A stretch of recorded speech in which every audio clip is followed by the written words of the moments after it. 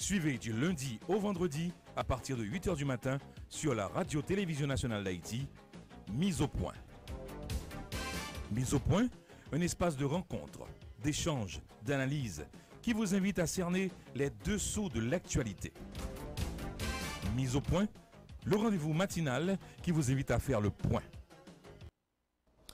Bonjour, bonsoir tout le monde. Merci en pile parce qu'on suit la Télévision Nationale d'Haïti. Nous comptons avec vous pour l'autre numéro Mise au Point. Matin, nous allons faire Mise au Point ça sous Force l'armée d'Haïti.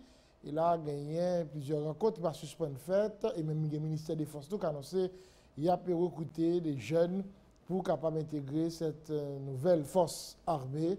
Hier, il y a une commission justice, sécurité et défense dans le Sénat qui a rencontré le ministre des Défense Hervé Denis pour faire le point sur la question ça. Il y a pile secteur de l'armée nationale là qui pas suspendre réagit.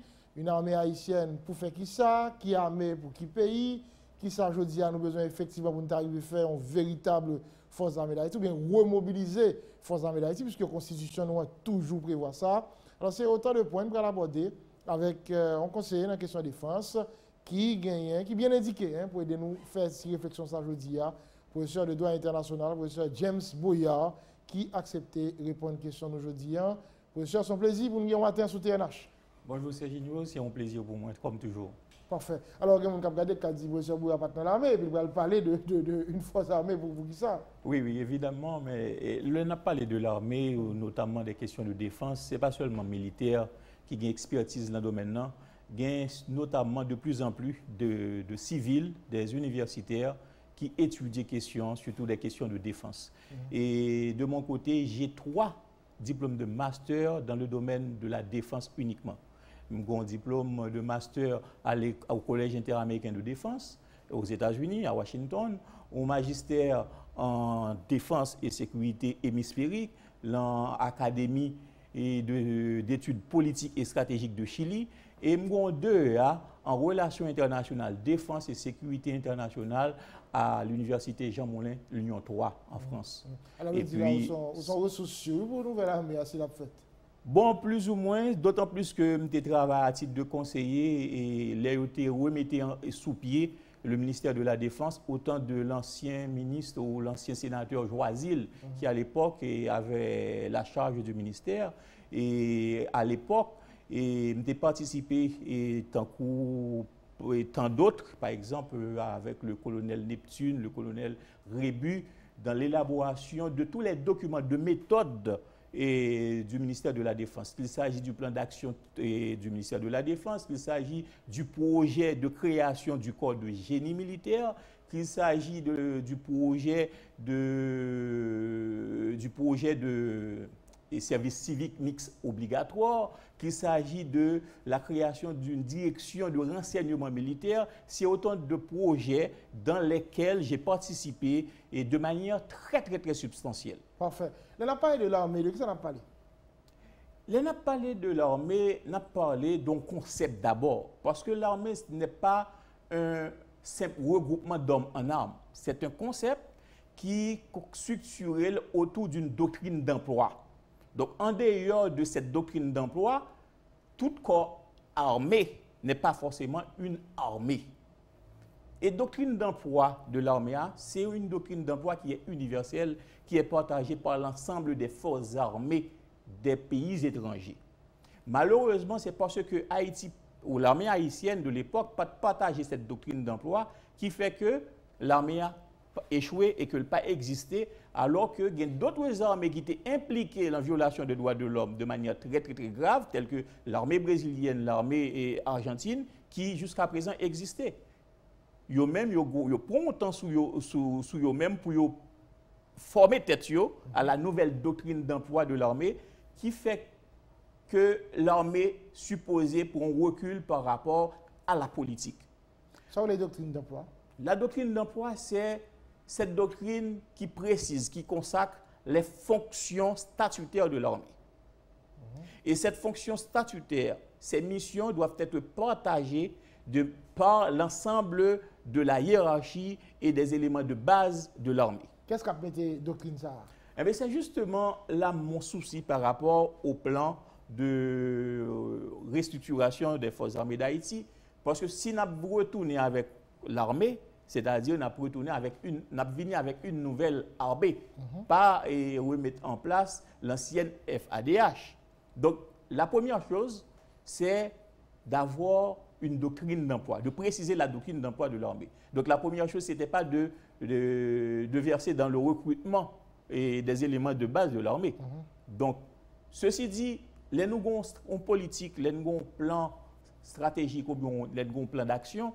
L'essentiel, ce n'est pas seulement de déterminer les actions à réaliser dans le cadre de ce plan ou de cette politique. Le plus important, c'est de déterminer l'ordre dans lequel ces actions doivent être réalisées. Et l'action prioritaire dans le cadre de la mise en place des nouvelles forces armées haïtiennes, c'est commencer d'abord par la mise en place de la doctrine militaire, la doctrine de l'armée. Vous avez sur le livre blanc. Est-ce que le livre blanc prévoit ça comme dans cadre de méthode pour arriver à remobiliser l'armée? En réalité, pas de travail dans le livre blanc parce que j'ai déjà laissé le ministère de la Défense à l'époque.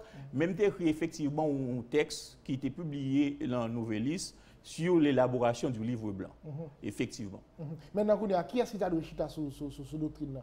Ensemble de secteurs dans le pays, gouvernement ou bien le gouvernement, la politique, c'est-à-dire les politiques, pas forcément les membres de cette nouvelle force armée, parce que c'est justement le problème avec la doctrine et l'ancienne doctrine des forces armées d'Haïti, c'est parce que les membres de la hiérarchie militaire, on doit élaborer des politiques de défense et des politiques militaires.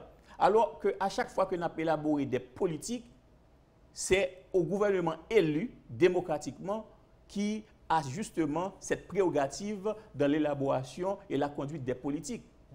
Donc, même pour élaborer politique militaire, ce n'est pas l'armée de le faire, c'est aux politiques, c'est-à-dire au gouvernement civil, gouvernement élu par le peuple de manière démocratique, voire même pour une politique de défense. Mais pour qui ça que il a été créé où l'ensemble des régions, l'ensemble des États de la région latino-américaine se sont dotés de ministères de défense. Parce que le rôle que le ministère de la Défense est appelé à jouer. Le premier rôle du ministère de Défense, c'est de contrôler l'armée. Donc, s'il est appelé à contrôler l'armée, il n'y a pas qu'à gagner un militaire à la tête du ministère de la Défense. Pour ça? Parce que le ministre de la Défense va participer dans l'élaboration de politiques. Un militaire pas capable d'élaborer des politiques, participer dans l'élaboration de politiques. Ce n'est pas son rôle. C'est parce que politique de défense, on peut déterminer des menaces, notamment des menaces à la sécurité intérieure ou extérieure de l'État. Donc, vous imaginez lorsque vous avez des militaires, des prérogatives pour déterminer eux-mêmes les menaces à la sécurité intérieure de l'État, voire extérieure de l'État, ça est capable d'occasionner, générer des coups d'État. Ça est capable de générer des persécutions contre des mouvements sociaux, des organisations de la société civile que eux-mêmes estimé qu'ils sont menaces à la sécurité de l'État. Mais pour qui ça que l'ancienne force armée d'Haïti était impliquée dans des cas de violation des droits de l'homme, dans la chasse contre les mouvements pro-démocratiques, parce qu'ils ont été déterminés les mouvements sociaux, par exemple, mouvements sociaux d'ascendance communiste, mouvements sociaux d'ascendance lavalassienne, etc., comme étant des mouvements qui portaient atteinte à la sécurité nationale. Mais c'est eux-mêmes qui ont le droit de déterminer les menaces à la sécurité internationale. Donc c'est un peu normal qu'ils prennent des dispositions, soit par des coups d'État ou par d'autres choses, pour réprimer les menaces. Est-ce que c'est la doctrine qui prévoit mission armée? Oui, tout à fait. C'est dans la doctrine. Il va dire qui ça, mission. Et puis, une loi cadre qui va encadrer l'exercice des missions ou des fonctions de l'armée. Mais je dis à nous lancer le recrutement. Eh bien justement, ce n'est pas pour nous commencer le recrutement. Il y a un ensemble d'actions prioritaires pour nous aborder d'abord. La première chose, c'était l'accès. Il faut commencer par la consécration d'une doctrine qui doit être partagée par l'ensemble des membres de la hiérarchie appelés à intégrer les forces armées, parce que la doctrine est supposée institutionnaliser. Après, il faut nous passer au recrutement de l'état-major. recrutement des éléments de base, c'est dernière action pour nous adopter. Parce qu'il faut nous déterminer déjà les infrastructures militaires, les œuvres militaires à mettre sur pied. Donc, ce n'est pas qu'au moment pour nous passer le recrutement des éléments de base de l'armée. Il y a des gens qui ont dit toujours dire, mais vous faites qui ça? Évidemment, c'est vrai qu'avec l'universalisation des valeurs démocratiques dans le monde et avec l'interdépendance accrue entre les États, les perspectives de guerre et d'affrontement entre des armées étrangères sont moindres que par le passé. Cependant, avec l'émergence des nouvelles menaces à la sécurité, telles que menaces cybernétiques et crimes cybernétiques, le terrorisme notamment, l'armée a été toujours une nécessité. Une nécessité, donc l'armée était toujours un outil que le gouvernement a utilisé pour lui assumer sa fonction de préservation de la sécurité du bien-être de la nation. Donc, question sécurité, elle est importante encore. Sécurité qui est capable d'assurer par les forces armées, il était important encore. Ça, c'est d'un point de vue. De notre côté, c'est que l'armée n'a pas seulement une fonction en matière de sécurité ou en matière de défense. Non. L'armée, c'est quoi d'abord comme concept? L'armée, c'est l'école de la discipline, l'école de l'honneur, l'école du patriotisme par excellence. L'armée, c'est le lieu où se découvre un ensemble de valeurs telles que le sens du service public, le sens de la gratuité, de la solidarité entre les hommes, entre les citoyens. Donc, le fait que seulement, à travers les forces armées, nous gagnons le recrutement permanent, le service militaire obligatoire sur une base permanente, ça va favoriser un brassage social qui est capable de générer une plus grande solidarité ou une plus grande unité nationale. Donc, de ce point de vue, le plus souvent, les États de nos jours utilisent l'armée comme outil d'ingénierie sociale. Troisième raison qui est capable d'expliquer l'importance de l'armée, c'est que même lorsque moi-même pas favorable, avec l'intervention ou l'utilisation des forces armées sur le territoire haïtien à titre de force de police, l'armée est capable d'intervenir sur le territoire haïtien de manière exceptionnelle parce que l'armée est impliquée de nos jours dans ce qu'on appelle le militarisme développementionniste. Le militarisme développementionniste. Pour qui ça? Parce que les corps de génie militaire, monsieur ça a participé à la construction des infrastructures sociales et communautaires et rurales. Ou capable d'utiliser même dans la politique et l'exécution et mise en œuvre des politiques d'alphabétisation. Où est-ce que le gouvernement a prôné là à travers la tribunite, caravane changement? Eh bien, justement, c'était à l'armée de le faire parce qu'on est capable d'impliquer l'armée dans l'ingénierie agricole, dans le développement de l'ingénierie agricole. L'armée est capable de participer dans la conception également de technologies à double usage au profit de la population civile. Par exemple, nous avons un problème d'énergie côté et puisque nous population pauvre, les plus à consommer le charbon de bois qui a un impact nous connaissons sur l'environnement. Mais ce serait aux techniciens de l'armée de mettre en place, de créer une technologie alternative en termes de consommation énergétique au profit de la population. D'après le ministre de la Défense, tu as parlé de mission Nouvelle Force Armée de gagner. Il dit qu'il a consisté pour faire intervention dans une catastrophe naturelle, lutter contre contrebande au niveau frontière, défendre l'intégrité du territoire national, surveiller l'espace terrestre, maritime et aérien, lutter contre le terrorisme. Nouvelle Force a doué un accompagnateur au développement. Oui, un accompagnateur au développement, mais pas un soutien ordinaire à la police. Parce que là, on n'a pas d'un soutien ordinaire à la police, c'est quoi comme quoi que l'armée gagne également une mission de police sur le territoire. L'armée est un outil de la politique extérieure. L'armée n'est pas un outil de la politique intérieure d'un pays. Le militaire, c'est comme un diplomate. Ils ont la même mission. La mission de défendre les intérêts du pays vis-à-vis de l'étranger.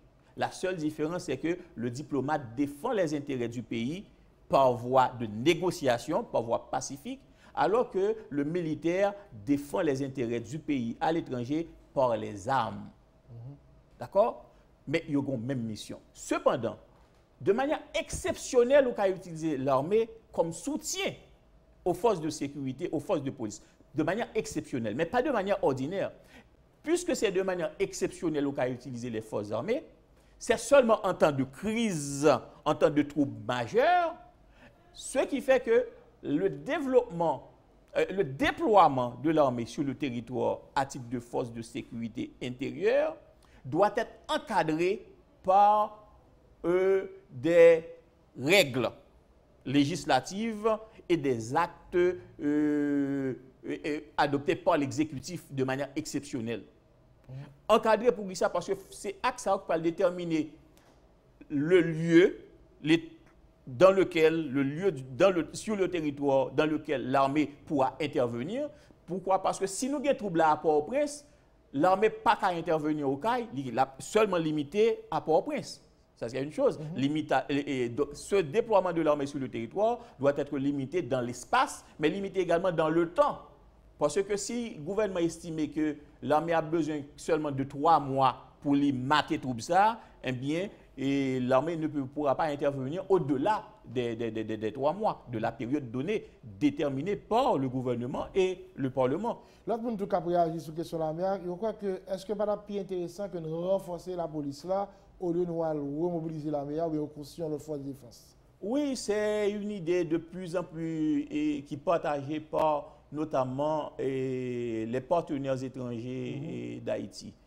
Parce que, de manière logique, si vous avez un CAI, par exemple, une résidence, qui a 3 lits, par exemple, mal fait, qui permettent la pénétration de l'eau de pluie, par exemple, donc l'intérêt propriétaire maison, ce n'est pas de construire une nouvelle maison, c'est de renforcer la solidité de sa maison. Donc, suivant cette logique, ce serait mieux de renforcer la police nationale pour les missions de sécurité intérieure plutôt que nous investir dans la création d'une force armée pour la même mission de sécurité intérieure.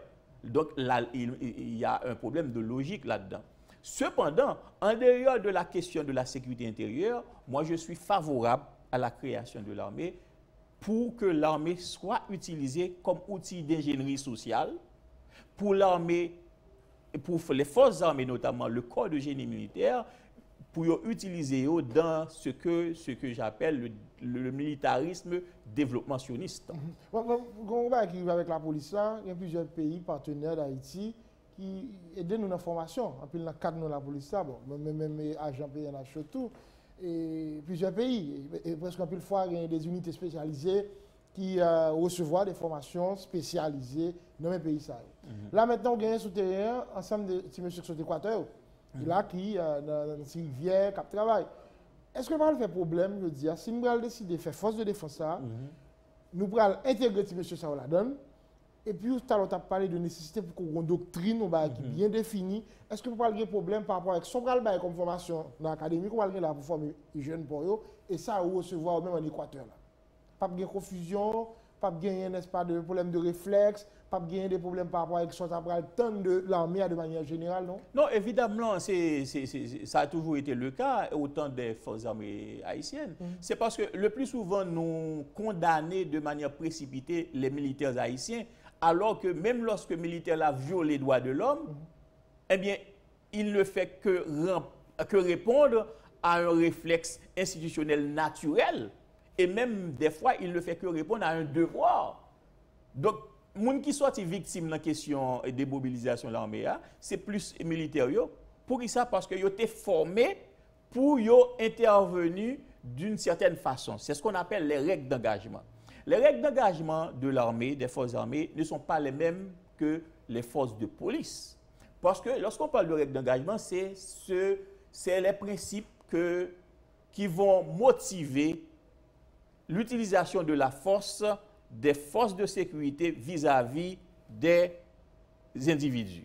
Pour les forces de police, principe ça, l'utilisation de la force doit être raisonnable, respectueuse des droits de l'homme, respectueuse des valeurs démocratiques. Pour qui ça? Parce que en face police là, en face policier là, nous gagnons un individu momentanément égaré. C'est un citoyen qui dispose et qui jouit toujours de ses droits. C'est un citoyen momentanément égaré. Donc, ou pas qu'à première force utilisée contre lui, c'est une force mortelle. Alors que ce n'est pas le cas pour le militaire. La première force que le militaire est appelé à utiliser, c'est une force mortelle. Pourquoi? Parce que le militaire a en face de lui un ennemi, pas un citoyen momentanément égaré. Vous voyez la différence? Donc, la formation et la doctrine ne sont pas les mêmes, les règles d'engagement ne seront pas les mêmes, ce qui fait que le réflexe vis-à-vis de l'individu, des membres de la population civile, ne sera jamais le même. Là maintenant, pour faire la méthode, le bon coup. On regarde le budget du ministère de la Défense, c'est vrai qu'il était moins que 400 millions, le diable passe à plus de 535 millions de goudes. Mais quand même... Non, c'est sérieusement, avec 535 millions de goudes, nous pas qu'à faire l'armée, et même pour nous constituer ce qu'on appelle une cellule de base de l'armée. Il faut me rappeler nous que au temps du premier ministre de Martelly, le tout premier, Gary Conille, il était commandé un rapport, une étude sur une sorte de plan de retrait de la MINUSTAH. Et c'était moi-même qui ai élaboré le plan de retrait parce que c'est moi et je t'ai contacté en ce sens. J'ai élaboré le plan de retrait en deux parties. Un renforcement de la police, puisqu'il était question pour le gouvernement de Martelly de mettre sur pied l'armée d'Haïti. Et deuxième partie, c'était la création d'une cellule de base de l'armée. Eh bien, même pour la création de cette cellule de base, l'ensemble des actions que nous supposons accomplir dans le cadre d'un calendrier spécifique pour mettre sous pied au moins 3000 soldats dans le cadre de cette cellule de base, ça t'a demandé nous plusieurs millions de dollars. Parce que faut nous recruter Mounio, faut nous gagner infrastructure militaire pour nous mettre, parce que là, les militaires ne seront pas appelés à courir dans les rues comme ça, à se déployer dans les rues. Parce que lorsque vous avez un État civil, l'État est civil, lorsque vous avez les villes, vous avez des citoyens qui vivent dans les villes, les militaires ne sont pas appelés à se déployer dans les villes parce que l'armée, le déploiement de l'armée va affecter le bien-être de la population. Parce que les militaires seront voyants, les militaires seront bruyants, les militaires seront dérangeants. Et première fonction du gouvernement, c'est assurer le bien-être de la population, physiquement et mentalement. Mais pour qui ça que dans tout pays où il y a des casernes pour mettre militaires, et ce n'est pas paradoxal que les casernes sont situées en dehors des villes. Même au temps de Rome, les légations romaines devaient rester en dehors des portes de Rome. Alors, je dis là, nous avons suffisamment de reins et pour nous, avec propres ressources, nous avons mis camper l'armée ça, et là nous connaissons tout, partenaires internationaux pas trop favorables à un bail comme ça. Bon, moi je pense que c'est si il y a une volonté pour mettre sous pied une force armée sur une base démocratique, sur une base scientifique, avec une bonne doctrine d'emploi, nous sommes capables de joindre des ressources nationales pour le faire, depuis une volonté. Parce que les ressources, c'est dans l'assiette fiscale là, pour joindre, mais ça demande des gouvernements pour le prendre autant, pour gagner assez de compétences pour étudier la possibilité de l'élargissement de l'assiette fiscale. Parce que un ensemble de secteurs qui génèrent des revenus importants, ce sont des secteurs informels et qui ne sont pas imposables. Le problème pour les gouvernements traditionnellement en Haïti, ils sont très paresseux, premièrement, parce qu'ils n'ont pas battu autant pour étudier, élaborer un plan d'élargissement de l'assiette fiscale, et puis ils sont très lâches. Pour qui ça? Parce que toute nouvelle imposition serait impopulaire. Donc, si vous pouvez imposer une série de secteurs, vous estimez que c'est des secteurs populaires, eh bien, le peuple a perdu appui secteur ça. Mais pour qui ça que vous préférez mettre main dans la gorge dans une série de monde qui habitué à payer des taxes. Si vous habitué à payer des taxes, vous faut payer des taxes pour tout le monde. Alors que il y a une série de secteurs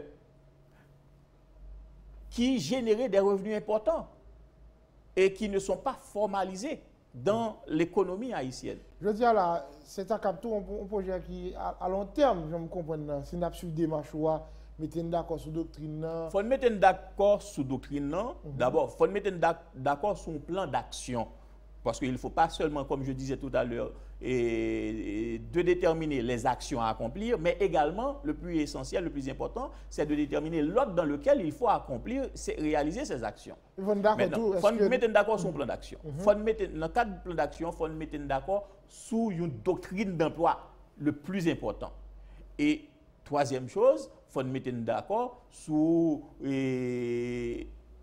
le recrutement de l'état-major, parce qu'on ne commence pas avec la création d'une armée. Et dans la création d'une armée, on ne commence pas par le bas, on doit commencer par le haut. Et on a commencé par le haut, nous devons identifier des anciens officiers de l'ancienne armée haïtienne pour nous recruter, mais nous ne pouvons pas recruter n'importe qui officier, n'importe qui ancien officier. Parce que faut nous identifier, faut nous sélectionner les officiers de la meilleure sorte. Moun qui pas impliqué dans la violation des droits de l'homme, moun qui pas impliqué dans le trafic de drogue, moun qui pas impliqué dans une série de mots dans le secteur de la mafia en Haïti ou de la mafia dans la région. Ce qui fait que c'est vrai que les partenaires étrangers sont pas trop favorables, mais il y a suivre tout pour qui action accomplie. Suivant la valeur de ces actions, ça est capable de faire changer d'avis. Suivant moun a recruté pour faire partie de l'état-major, suivant le statut, la réputation de ces personnes-là, de ces officiers-là, ça capable de faire changer d'avis. Mais si vous voyez que c'est colonel intel, c'est général intel qui est impliqué dans le trafic de drogue, qui a fait avion descendre, mais vous n'êtes pas jamais d'accord. Donc, le gouvernement a un effort à faire dans le choix, dans le recrutement des membres de l'état-major de l'armée. Qui ça selon vous fait un partenaire international réticent comme ça? Non, mettez campé pour ça. Et premièrement, c'est que ils ont intervenu de manière substantielle dans le soutien budgétaire à Haïti. Donc, ils ont même un engagement financier que vous portez. Donc, ils ont maintenant tête que d'abord, créer une nouvelle force armée, ils sont obligés de se débourser davantage. Mais on connaît que ce n'est pas là leur plus grand souci. Leur plus grand souci, c'est qu'ils n'ont pas fait Haïtien confiance dans la question armée, dans la question création d'armée, dans la question utiliser les forces de sécurité, notamment les forces militaires. Ils suspendent faire Haïtien confiance. Pourquoi ça, ils suspendent faire Haïtien confiance? Parce que ils ont un exemple, par exemple, au temps de l'armée, ils ont instauré le service secret de l'armée qui était au ministère de l'Intérieur et de la Défense de l'époque, qui était le SIN. Mais on connaît qu'on baille comme soutien $1 million américains par année, je crois, et au fonctionnement du SIN. $1 million, c'est quand même beaucoup à l'époque. Mais les gens que sous base de l'argent, ça y a bail là. L'argent, ça a détourné, ils ont utilisé, monsieur l'arme a utilisé pour violer les droits de l'homme. Puis aller arrêter, payer moun pour arrêter une série de leaders politiques émergents et d'ascendance lavalassienne, par exemple. Mais les OSA, ils ont coupé aide là. Donc, il y a de très mauvais souvenirs par rapport à l'usage qui a été fait des forces armées haïtiennes. Mais c'est pour ça que nous supposons rassurer. Pour nous rassurer, c'est dans l'élaboration et la promulgation d'une nouvelle doctrine d'emploi de l'armée. Là, nous allons refermer l'émission. Il va être fondamental pour que nous cherchions un véritable consensus dans le plus fort secteur dans le pays sous nécessité pour l'armée à camper. Non, mais évitablement, c'est parce que l'armée ne peut pas être un projet gouvernemental. La remise sur pied de l'armée doit être un projet d'État. Donc, il nous faut une politique d'État et non une politique publique gouvernementale uniquement. Donc, il faut le soutien de la population. Elles sont qui allent au-delà même d'un mandat et d'un président. Oui, mais puisque c'est une nécessité nationale, donc le projet doit perdurer dans le temps. Et là maintenant, le ministère de la Défense est avancé. Qui sont quoi là qui a dû faire pour que le projet a effectivement un peu le monde qui peut être sceptique, oui, je dis à retrouver là-dedans. Mais c'est l'ensemble des recommandations que j'ai évoquées tout à l'heure. C'est d'abord rassurer les secteurs étrangers, les partenaires étrangers et également des secteurs de la société civile sur l'usage qui sera fait de l'armée à travers une nouvelle doctrine d'emploi. D'accord? Rassurer également par rapport au choix des officiers qui vont intégrer l'état-major de cette armée. C'est autant d'actions qui sera à la charge du gouvernement et du ministère de la Défense. Ce qui fait que fort ministère là, fort gouvernement recruter également de bons techniciens. Parce que autant de Joisil, du ministre Joisil, tu as de techniciens considérables, qui ont une qualification considérable, qui t'ont porté justement le projet de base de ce qu'on appelle le corps de génie militaire. Et même, il y a un projet de nouvelle loi organique du ministère de la Défense qui a été rédigé de manière substantielle par M. Février et dans lequel également j'ai participé également. Eh bien, c'est autant du ministre Joisil. Mais la plupart de ces anciens conseillers, ils ne sont plus membres du ministère de la Défense. Ou imaginez à l'époque, tu as un monsieur qui est Wilson, c'est ton technicien. Monsieur tu as un grand plan pour doter Haïti dans moins de 2 ans d'un satellite militaire. Doter le ministère de 2 satellites militaires.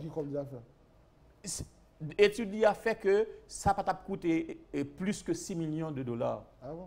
Donc, oui, imaginez. Là encore, on va avoir un souci tout, et quelques secondes sur ça, il y a un souci sur le recrutement jeune et tout. Parce que au niveau de la police, on est d'accord ensemble de jeunes qui recrutent, ou qui ont l'impression au qui screener jeunes et qui viennent faire que ou une police nationale. Ouais, c'est une question c'est une problématique que je maîtrise et par rapport au recrutement des nouvelles promotions. Faut me dire nous que faut me rappeler que dans le cadre de l'élaboration et de la mise en œuvre du plan de développement de la PNH 2012-2016, qui était élaboré de manière substantielle par la MINUSTA, l'objectif prioritaire c'était l'augmentation de l'effectif. Donc, et monsieur Nations Unies, il était aveugle en ce sens, il faut recruter davantage de policiers. Donc, les OVNI mettent en œuvre l'objectif ça, ils ont obligé l'institution pour les réduire considérablement ces critères de sélection. Kounia, ce n'est pas paradoxal que c'est Kounia n'a senti contre-coup ça. C'est justement l'une des raisons pour lesquelles que nous obligés de rédiger un nouveau plan de développement 2017-2021 pour la PNH. Et là, vous là, mais nous allons reprendre ça. C'est là pour force de défense. Il faut déjà nous d'accord que si monsieur, dame, nous allons recruter. Non, mais dans le recrutement, c'est la vocation qui doit primer d'abord. C'est la vocation qui doit primer. Donc, on a un meeting pour faire sur moun ou à recruter. Et meeting non, faut faire a priori, et faut faire itinérer, et faut faire a posteriori. Donc, on a 3 niveaux de meeting pour faire ce moun. Ce n'est pas parce qu'on fait un meeting à la base, c'est-à-dire a priori, ou est moun clean, parce que le pas contre battre maman, il pas contre battre papa, parce que ça compte tout. Parce que si vous allez dans le quartier, où est l'habitué de battre maman, l'autre contre battre papa, mais moun ça pas il pas joui de bonnes valeurs. Un jeune qui va respecter le voilà, m'ba besoin sous joindre ni t'es impliqué dans un acte criminel, ou pas Kounya là, lorsqu'il fait victime sous lui une première fois, ou recruter, faut toujours continuer à faire victime sous lui parce qu'il a changé au cours de chemin. Si pendant l'île en force de l'autre là, ou bien en force armée, les amuser, les pacter avec le milieu de la drogue, il faut qu'on ait. Monsieur Boya, c'est pas la dernière fois. On a parlé sur la question de force de défense. C'est un plaisir de nous faire causer ça matin sur TNH. Mon plaisir partagé. Merci TNH. Voilà, notre invité ce matin, le professeur James Boya, conseiller en défense, pour nous regarder la constitution nouvelle force de défense. Ça. Et on a pour qui ça et qui ça nous doit faire pour que nous arrivions à mettre campé en véritable armée pour le pays. C'est autant de points de noter matin dans le cadre de mise au point ça. Merci tout le monde qui t'a suivi, surtout en direct. Nous souhaitons passer une très bonne journée. Si c'est en rediffusion, bon après-midi, bonne soirée, bon week-end. À bientôt. Merci monsieur. Suivez du lundi au vendredi à partir de 8h du matin sur la radio-télévision nationale d'Haïti, Mise au point. Mise au point, un espace de rencontre, d'échange, d'analyse qui vous invite à cerner les dessous de l'actualité. Mise au point, le rendez-vous matinal qui vous invite à faire le point.